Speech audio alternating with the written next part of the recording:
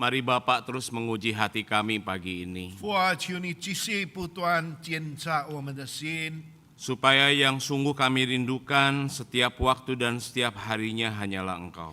让我们每一时、每一分、每一秒、每一个时刻都渴慕你， Sehingga kami selalu ingin dekat dengan-Mu ya Tuhan. 让我们很想亲近你。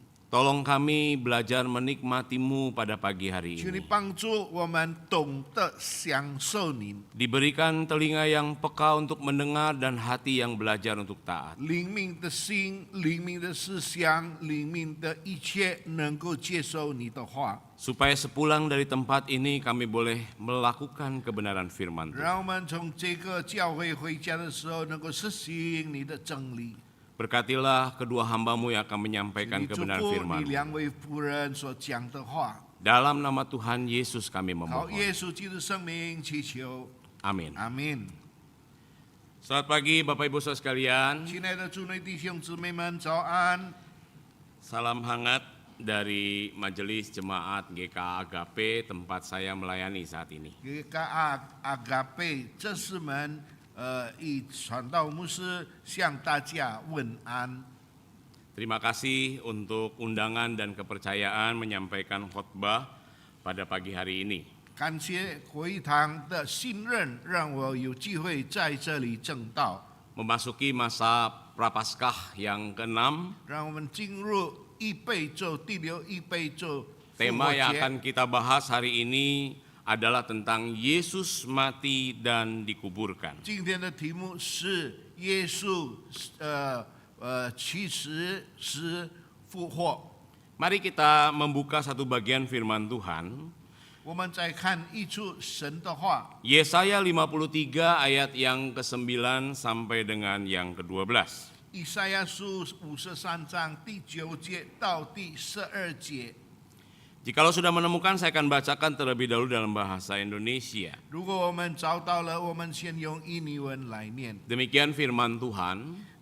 神的话怎么说？ Orang menempatkan kuburnya di antara orang-orang fasik, dan dalam matinya ia ada di antara penjahat-penjahat. Sekalipun ia tidak berbuat kekerasan dan tipu tidak ada dalam mulutnya. Tetapi Tuhan berkehendak meremukkan dia dengan kesakitan.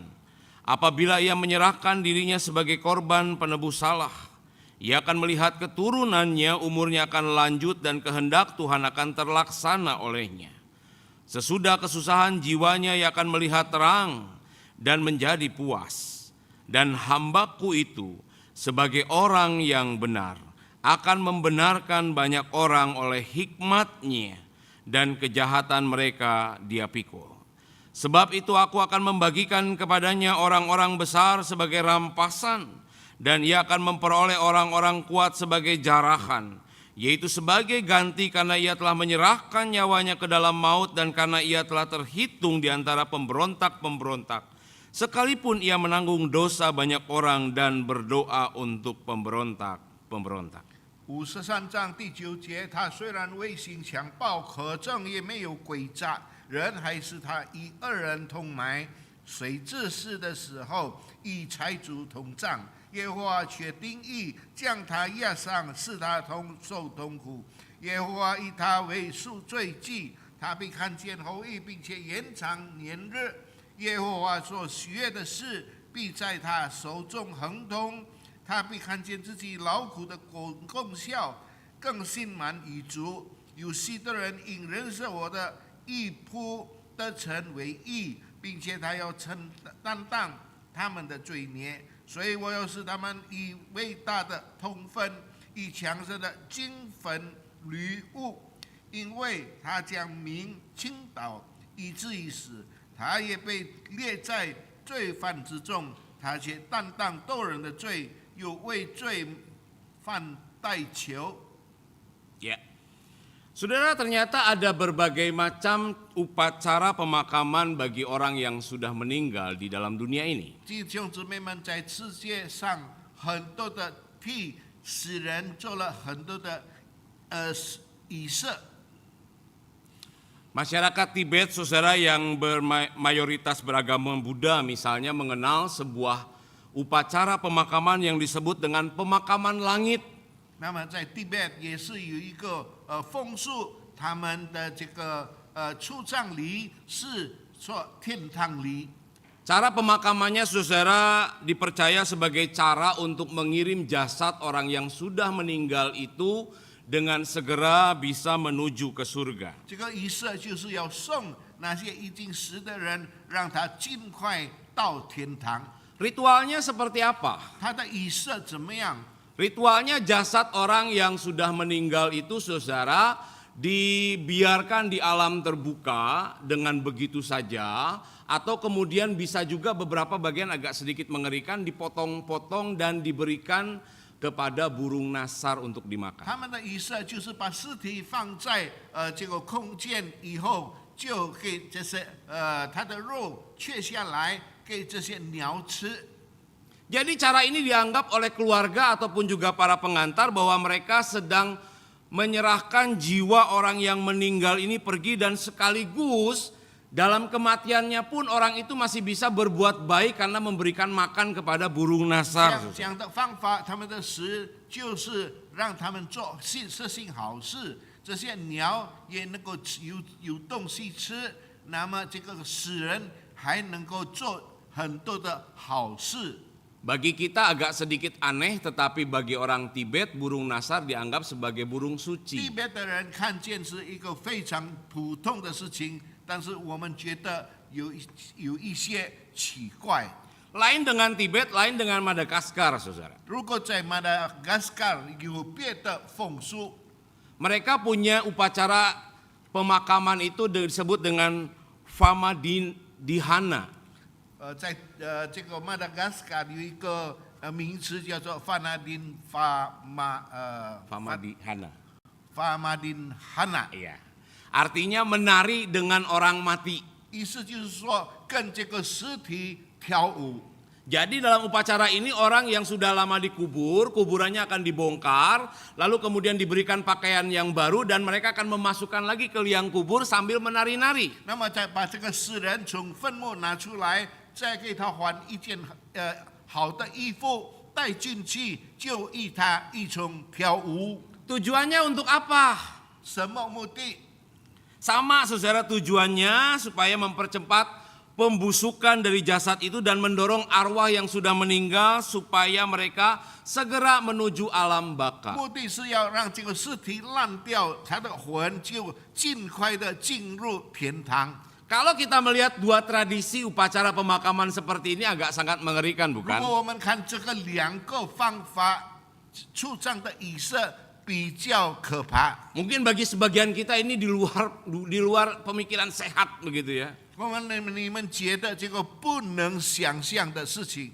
Kadang-kadang di Indonesia saja masalah dimakamkan secara kremasi aja masih menimbulkan persoalan. 有时候出葬的时候用火烧来出葬也是成问题。 Apalagi kemudian kalau kita lakukan dengan caranya orang Tibet atau kemudian dengan caranya orang Madagaskar. 尤其是如果我们用蒂别的方法或者马达加斯加这种出葬的仪式， Saudara-saudara, berkaitan dengan perikop yang kita baca tadi. 弟兄姊妹们，我们刚才所读的经文， Pendeta Stephen Tong dalam khotbahnya mengatakan sesuatu yang menarik, saudara. 汤牧师曾经讲了一个非常有趣的事情。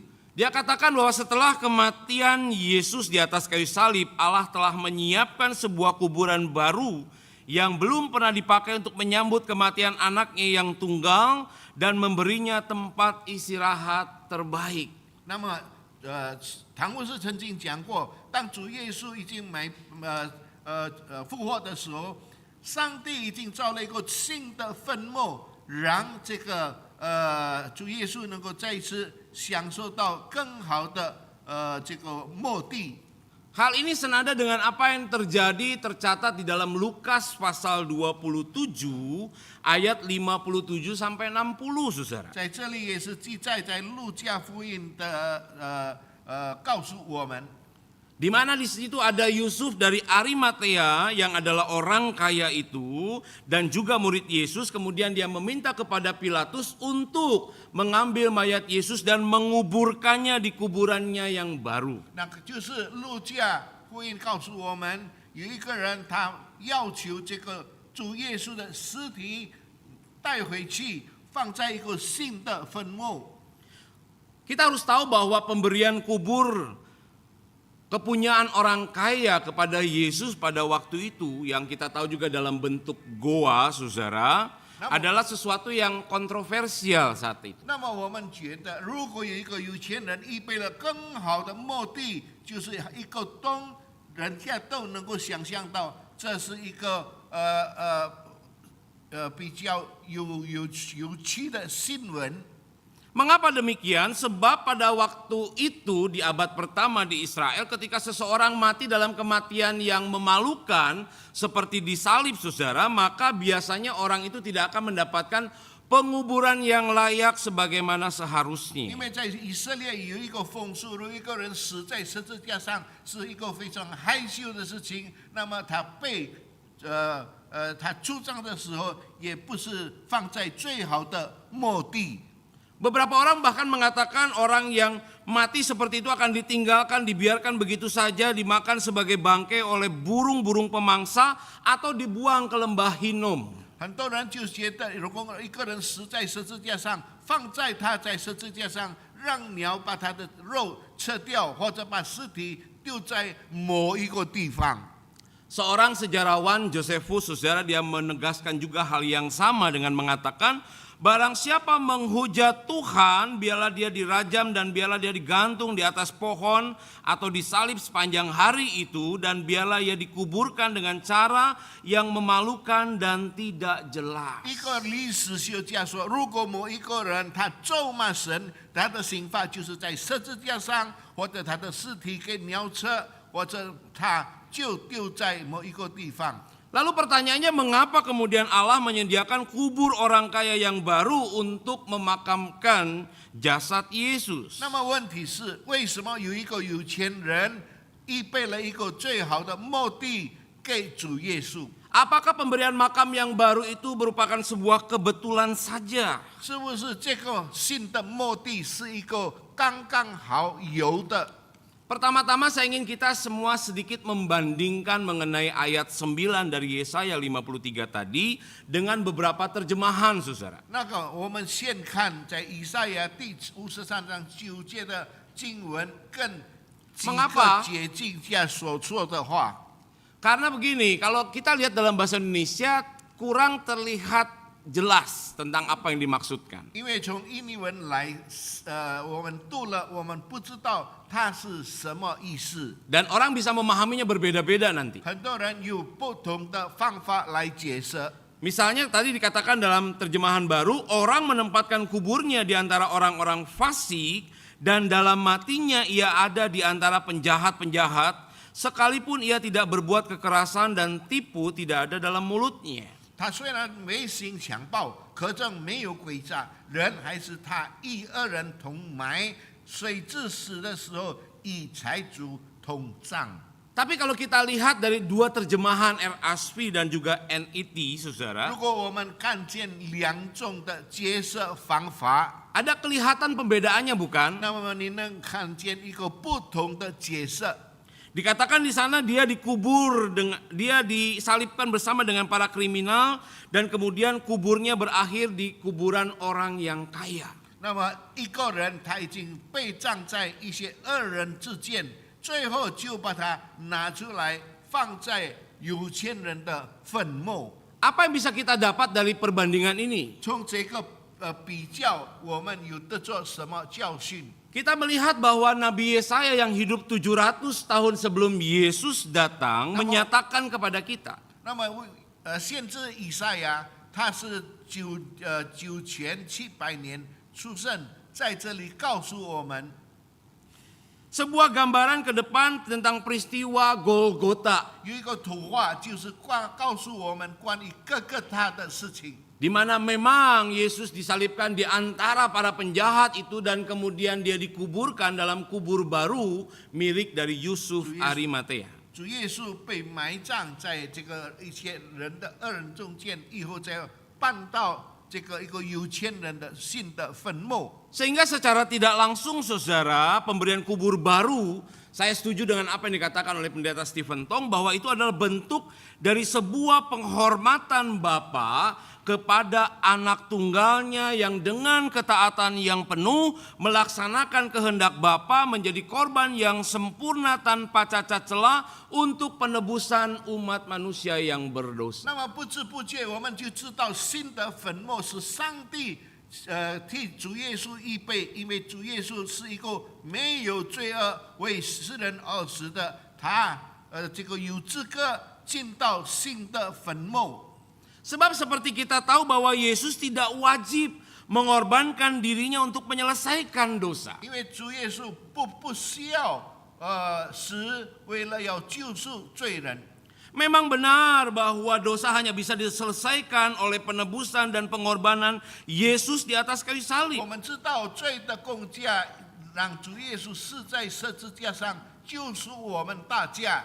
Namun Yesus datang ke dalam dunia naik ke atas kayu salib bukan oleh karena dorongan dosa kita. 但是主耶稣来到世上，上了十字架，不是因着我们的罪。 Jadi apa yang mendorongnya naik ke salib dan mati di sana? 主耶稣什么事情让他上了十字架，死在十字架？ Apa yang menggerakkannya rela turun ke dalam dunia diremukkan oleh manusia di atas kayu salib? 为什么他愿意来到世上，上了十字架，有世界上的人把他钉在十字架上？ Jawabannya adalah ini, bahwa ketaatan kepada kehendak Bapa. 那么他的答案是什么？因为他遵守神父神要他做的事情。 Yesus tidak dijebak, Yesus tidak dipaksa untuk datang dalam dunia mati di salib. Karena dia tahu untuk itulah dia datang. 没有人强迫主耶稣来到世上，上十字架上，但是他来到世界上，为了要救赎罪人，他上了十字架。 Kita bisa lihat ini dengan jelas di dalam ayat yang ke-11 dari Yesaya 53 tadi. 我们看见从这一节能够读到。 Satu kalimat yang mengatakan sebagai orang benar akan membenarkan banyak orang oleh hikmat-Nya. 因为因认识我的义，仆的成为义，并且他要担当他的罪孽。 Artinya bahwa Yesus mengerti, Yesus sadar, Yesus tahu, dan dia mau untuk diremukkan oleh Bapanya sebagai bentuk ketaatan kepada kehendak 那 Bapa. 么主耶稣知道，并且主耶稣愿意让父神把他刑罚钉在十字架上。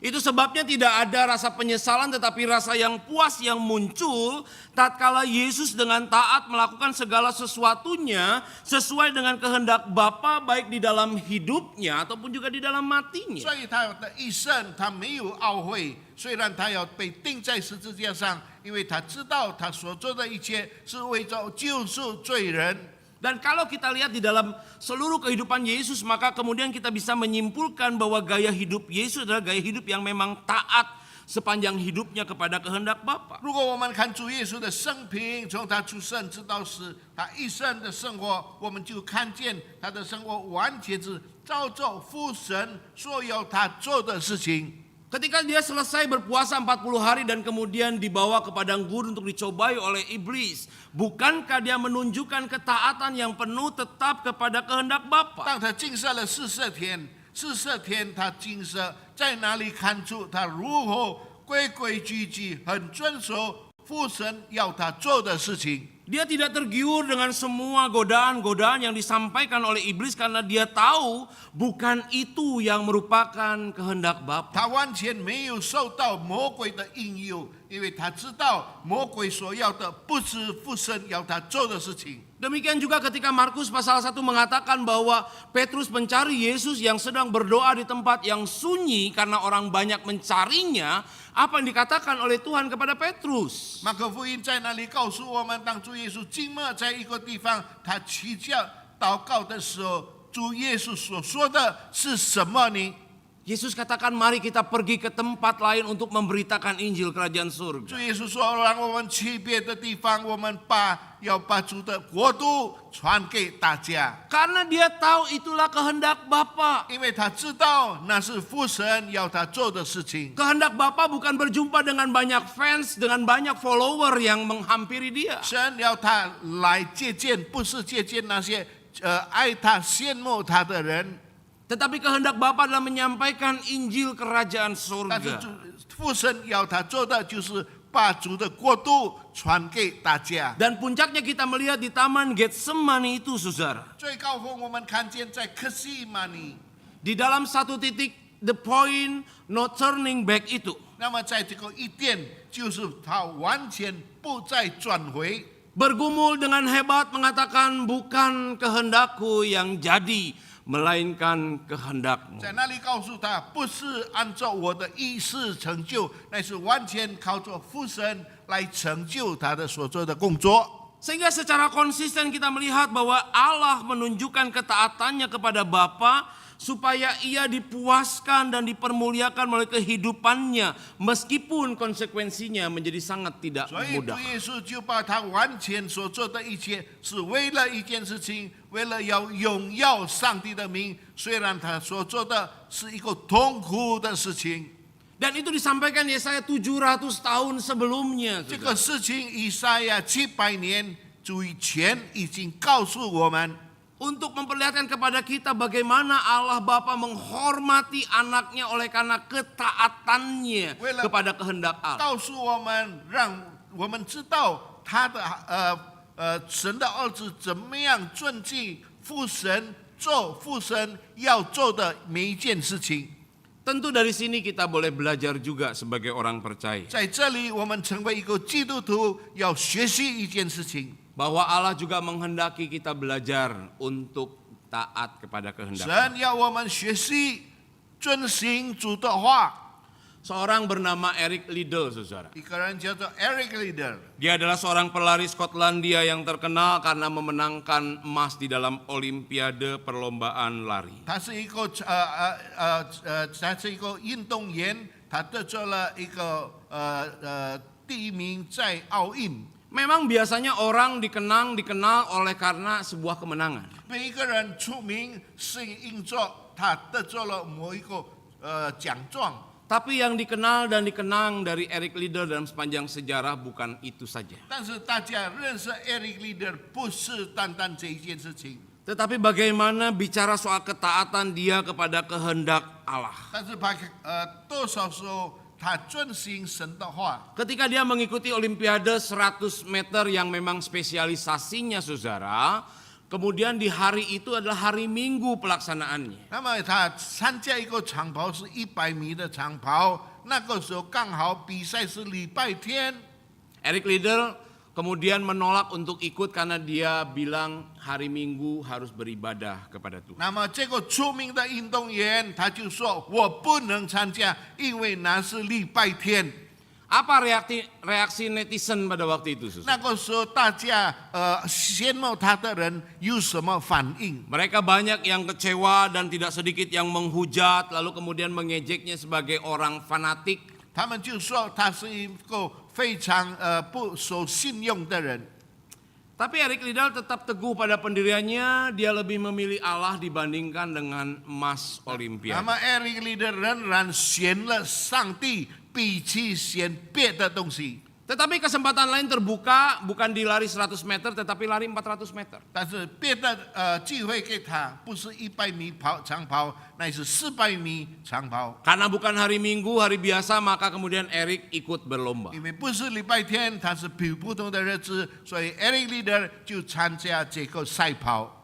Sebelum berlomba ada seseorang menuliskan secari kertas dan memberikan kepada Eric Liddell. 还没有赛跑的时候，有一个人写了一张字拿给 Eric Liddell， Tulisannya ini, saudara. 写的是这个。 1 Samuel 2 ayat 30, barang siapa menghormati aku, kata Tuhan, maka aku akan menghormati dia. 撒母耳记上第2章第3节写，哪里说谁尊敬我，我就尊敬他。 Dunia terkejut ketika akhirnya Eric Liddell memenangkan pertandingan itu, padahal itu bukan spesialisasinya 400 meter.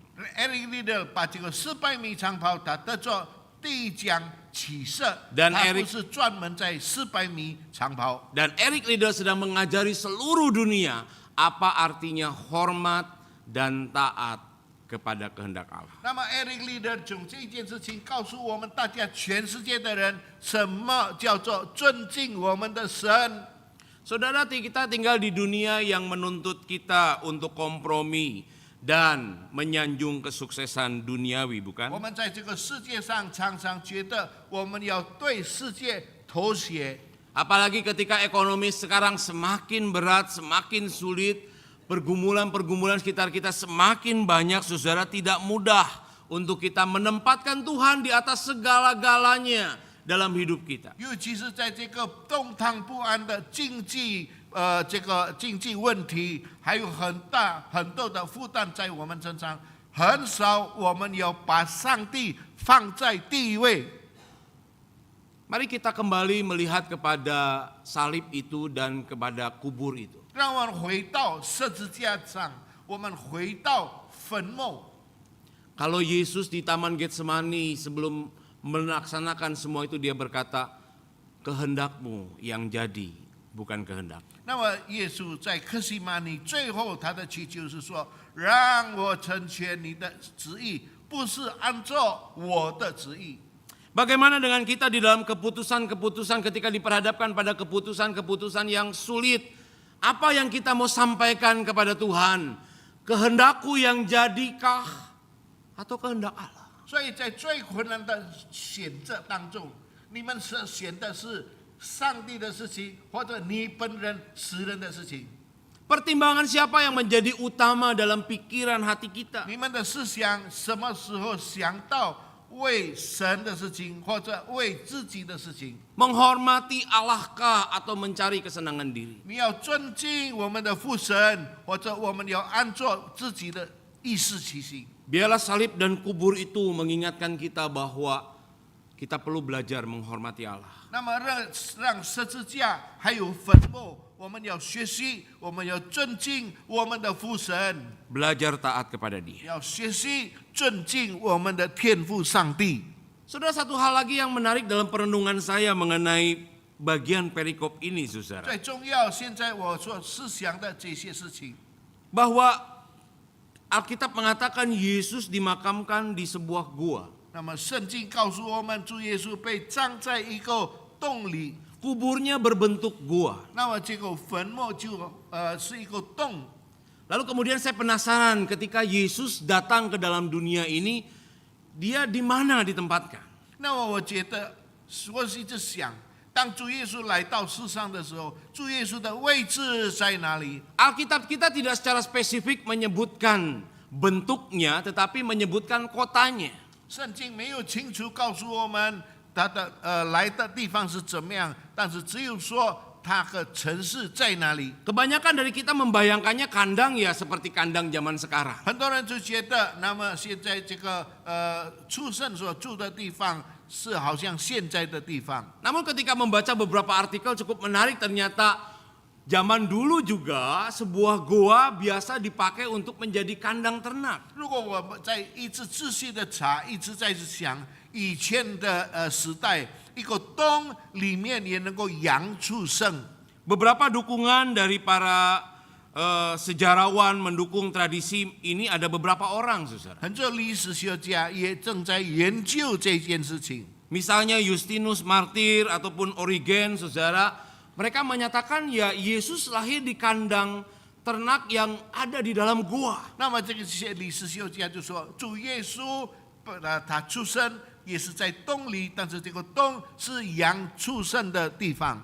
Seorang sarjana teolog Alfred Edersheim, dia mengatakan bahwa memang itu sebuah kearifan lokal yang banyak terjadi di Israel. Alfred 是一个神学家，他所说的这样的事情很多发生在以色列。 Dan ketika kemudian saya memikirkan dan merenungkan hal ini, apa makna teologis dan implikasinya bagi kehidupan kita? 当我看到这件事情，我想到的这些关于这个他出生和长的地方，对我们神学有什么意义？ Dia dilahirkan di dalam sebuah kandang di dalam goa, dan kemudian dia dikuburkan pun di dalam sebuah kubur di dalam goa. 他出生在一个山洞，山洞里面有畜生住在那边，他死在一个山洞，成为他的坟墓。 From tomb to tomb. 从一个东到别的东， Apa maknanya bagi kita? 什么 Saudara? 意思？ Pertama, saudara, saya melihat bahwa pola dari kelahiran hingga kematian, dari goa ke goa, Yesus memulai hidupnya di dunia ini dengan sebuah kerendahan hati yang luar biasa. 从一个洞到另外一个洞，我看见主耶稣的生活是一个非常谦卑的，他生在洞里，他死在洞里。 Dia raja di atas segala raja yang menciptakan segala sesuatunya, saudara, dengan tangannya, dengan firman-Nya, tetapi dia dilahirkan di tempat yang tersembunyi dan tempat yang hina. 他是万王之王，他创造整个世界，但是他的出生是在洞里，他的死是在洞里。 Dan tidak hanya berhenti sampai di sana, sampai pada kematiannya pun. Bagaimana ia mengakhiri karya penebusannya pun di tempat yang tersembunyi di dalam sebuah kubur batu di dalam goa yang lain. 那么他的结束已经救赎了罪人，他的死仍然藏在一个洞里。 Sehingga ketika memikirkan tentang goa, dari goa ke goa, kita memikirkan tentang sebuah kerendahan hati diri Kristus yang luar biasa dalam kelahiran sampai pada kematiannya. 所以我们就想到，从耶稣出生在一个洞，他死在一个洞。我们看到我们的主耶稣是一个非常谦卑的人。 Dia memilih tempat yang tersembunyi, tempat yang hina, bukan pusat perhatian daripada dunia. 他选了一个非常肃静、非常卑微的地方，让不是在这个世界上最出名的地方。 Ini sangat berbeda dengan orang zaman sekarang yang berusaha menarik perhatian dunia dengan segala macam cara, baik yang baik ataupun yang buruk. 现在的人就不同了，为了要显明人家知道，虽然最好的或者最坏的。 Secara tidak sengaja di Instagram saja saya ada FYP ya, tentang isu perselingkuhan yang lagi heboh, saudara, tentang orang berinisial RK. 所以我们知道，在我这个讯息里面，有关于一对的男女，他们有外遇， Mungkin di media sosial saudara juga sudah mulai banyak 可 melihat. 能在这个报纸上也可能正在登出来。 Apa yang saudara perhatikan? 那么你们想到一个事情， Demi menjadi pusat perhatian, demi mendapatkan konten, demi mendapatkan bantuan, demi mendapatkan apapun bagi keuntungan diri, itu orang nggak ada rasa malunya sama sekali. 如果一个人为了自己的利益，为了要得着更多的好处，为了要更好的名誉，他用不智的手段的做这些事情。 Rasanya nilai moral itu bisa digadaikan dengan begitu saja. 好像他能够把他的道德出卖， Yang penting kesenangannya, yang penting kesukaannya, yang penting kepentingannya disampaikan. 最要紧他的所要做的一切能够表露出来， Sengaja mengadakan konferensi pers terbuka. 他能够招待记者谈话。 Dan yang disampaikan bukanlah hal positif. 那么所讲的不是一个正面的事情， Tapi kronologi demi kronologi mengenai perselingkuhan yang terjadi. 每一件事情的程序都是关于那些不正道的道德， Itulah dunia, saudara. 这就是世界。 Berbeda dengan Yesus Kristus, dia bagaimana dengan kerendahan hatinya. Bukan ingin menjadi pusat perhatian dunia. 耶稣不同，为了他要用最卑微的事情，为了要吸引世界上的人的关注他。 Yang kedua, saudara, simbol inkarnasi dan penebusan yang lengkap diperlihatkan dalam bagian ini. 第二，我们就看见道成肉身的事情已经被显明出来。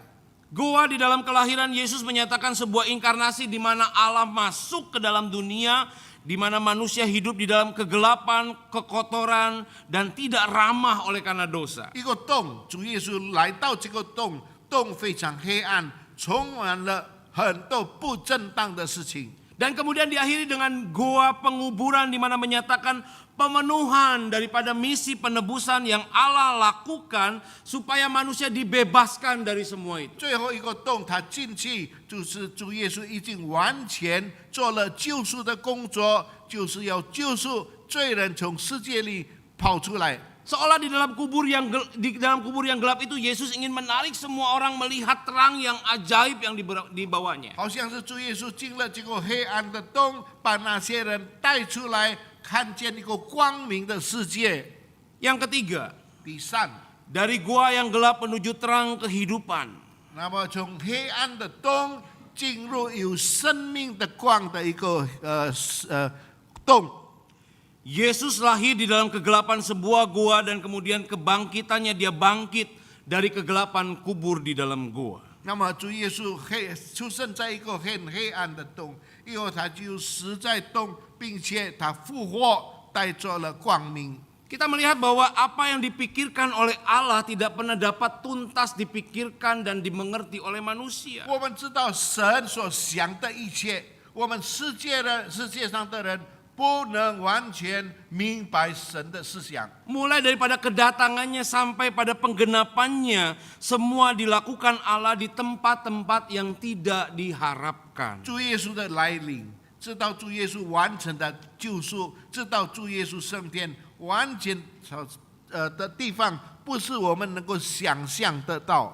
Kalau saudara pernah masuk sebuah goa, saudara akan merasakan suasana di sana begitu dingin, begitu gelap, begitu lembab, begitu menakutkan. 一个洞的环境是非常的冷，非常的潮湿，非常的可怕。 Goa itu seperti menggambarkan isi hati kita, bukan? 那个洞好像我们的心， Oleh karena dosa begitu dingin, begitu gelap, begitu kotor. 因为我们心里非常黑暗，我们心里非常暗脏，我们心灵非常可怕。 Tetapi Yesus datang ke sana. 但是主耶稣来到那个地方， Dia dikuburkan di sana. 他在哪里被埋葬， Dan kemudian dia keluar dari sana. 并且他从哪里跑出来， Sehingga kita yang tadinya harus binasa oleh karena dosa diberikan terang yang ajaib. 刚才我们应该死在罪恶当中，但是主耶稣给我们一个很奇妙的光。 Sehingga kematian Yesus bukanlah sesuatu yang mengenaskan, tetapi menjadi sebuah pengharapan bagi kita tentang hidup yang baru. 主耶稣的死不是一个凄惨的事情，主耶稣的死给我们有新的生活、新的希望。 Dari goa ke goa yang keempat kita belajar bagaimana ketaatan total sampai mati. 从一个洞跑到一个洞，我们学习一件事情：主耶稣完全很顺从神的旨意。 Sederhana saja, dari lahir dia belajar untuk taat pada kehendak Bapa. Dia datang dalam dunia sampai dia mati dikuburkan sesuai dengan nubuatan Yesaya pun. Semuanya memenuhi ketaatan kepada kehendak Bapa. 非常的简单。从主耶稣生在世界上，合乎上帝的旨意；主耶稣死在十字架上，直到他复活，完全是按照神所要他做的事情。 Itu sebabnya saudara dan saya 所以弟兄们，你与我， harus belajar juga seperti Yesus. 我们要学像耶稣， Belajar untuk hidup dalam ketaatan yang total bahkan ketika dalam penderitaan dan ketidakjelasan hidup. 我们要学习完全的顺服。虽然我们的生活不清不楚，不知道要去哪里， Dan ketika nanti kita merayakan Paskah, kubur itu menjadi kosong. Itu adalah jaminan bahwa penderitaan kita di dalam Kristus bukanlah akhir dari segalanya. 所以在复活节的时候，我们看见这个主耶稣的洞已经空了，告诉我们这不是最后的结局。 Apa yang bisa kita pelajari saudara pagi hari ini? 今天早上我们能够学习什么事情？ Dari goa kelahiran sampai pada goa kematian. 一个从出生的洞直到死的洞， Kristus memberikan kepada kita jalan hidup yang 主 sejati. 耶稣给我们新的道路， Kerendahan hati, pengorbanan dan kemenangan atas dosa dan maut. 谦卑的心，还有我们牺牲，并且我们得着永生。 Dalam menyambut Jumat Agung dan Paskah yang akan kita adakan minggu yang 我 akan 们要 datang. 迎接我们主耶稣的受难，主耶稣的复活。 Kita dipanggil untuk mengikuti pola dan gaya hidup itu. 上帝呼召我们，让我们的生活好像主耶稣的生活。 Kita tidak hidup bagi kemuliaan diri dan kepentingan diri. 我们的生活不是为了我们自己的荣耀， Tapi kita mau belajar untuk hidup taat kepada Allah dan bagi kemuliaan 但 Allah. 是我们要学习顺服父神要我们做的事情。 Bahkan ketika mungkin kita harus melewati kegelapan gua yang menakutkan dalam hidup kita. 可能我们的生活要经过更可怕的事情， Marilah kita terus memikirkan bahwa Allah patut dimuliakan dalam hidup kita. 让我继续不断想到，让我们继续不断荣耀我们的神。 Paulus menuliskannya di dalam 2 Korintus 5 ayat 15, saudara. 保罗告诉我们在哥林多后书， Dan Kristus telah mati untuk semua orang supaya mereka yang hidup tidak lagi hidup untuk dirinya sendiri, tetapi untuk Dia yang telah mati dan telah dibangkitkan untuk mereka. 并且他替众人死，是叫那些活着的人不再为自己活，乃为替他们死而复活的主活。 Allah menghormati Yesus yang hidup dalam ketaatan. 父神很尊敬主耶稣，他的一生很顺服神。 Kubur baru dari orang kaya merupakan bukti dan konfirmasi yang sah. 新的坟墓，从有钱人预备新的坟墓，要证明主耶稣是一个很圣洁的主。 Marilah kita belajar juga untuk menghormati Tuhan sepanjang hidup kita. 让我们大家学习尊敬我们的父神， Kiranya Tuhan menolong kita. 让神祝福我们大家。 Mari kita berdoa. 我们祷告， Mari Tuhan selidiki hati kami sekali lagi. 主啊，你审查我们的心， Siapakah yang bertahta dan berkuasa di sana? 谁在哪里成为掌权世界的神？ Jikalau mulut kami sering mengatakan kami mengasihimu ya Tuhan. 当我们的嘴巴常常说主啊，我爱你， Sungguhkan hanya Engkau yang utama dan pertama di dalam hidup kami untuk 是 dikasihi. 不是在我们的生活当中，主是唯一最先的在我们的生活里面？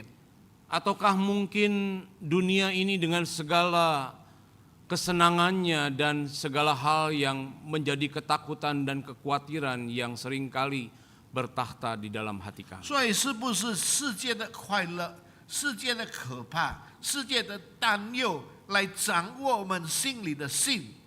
Engkau sudah menyatakan bagaimana Engkau belajar menghormati kehendak Bapa. 你已经表现出如何遵守父神的一切旨意。 Dengan segala kerendahan hati dan pengorbanan Engkau taat kepada kehendak Bapa. 我们用谦卑的心，我们已经遵守神的旨意。 Kami sadar kami begitu lemah dan begitu banyak kekurangan. 我们知道我们非常软弱， Betapa seringnya Engkau dikecewakan oleh hidup kami 我 ya. 们常常用我们的生活使神失望。 Biarlah ketika kami akan mengingat kembali memperingati Jumat Agung dan juga merayakan Paskah. 当我们要纪念主的受难，我们要庆祝主的复活的时候， Hati kami semakin dibukakan lebar-lebar untuk menerima kebenaran-kebenaran 让我 firman. 们能够把我们的心在主面前敞开，接受神的真理。 Dengan segala kerendahan hati kami mau belajar sekali lagi untuk taat dan menghormati Bapa. 用最谦卑的心，我们说主啊，我们要学习顺服你， Bukan hanya di dalam gereja, 不但在教会里面， tetapi ketika kami pulang dalam rumah tangga kami. 但是当我们在在我们的这个家庭里面， Ketika kami berjumpa dengan orang-orang di sekitar kami. 当我们能够遇见我们四周围的人， Ketika kami kembali ke lingkungan pekerjaan 当我 kami. 们回到我们的工作地方， Dimanapun kami berada, biarlah kami belajar hidup menghormati Bapa. 无论在何处，我们要学习遵行主的话。 Terima kasih Tuhan. 谢谢主， Dalam nama Tuhan Yesus kami berdoa. 好，耶稣基督圣名祈求， Amin. 阿门。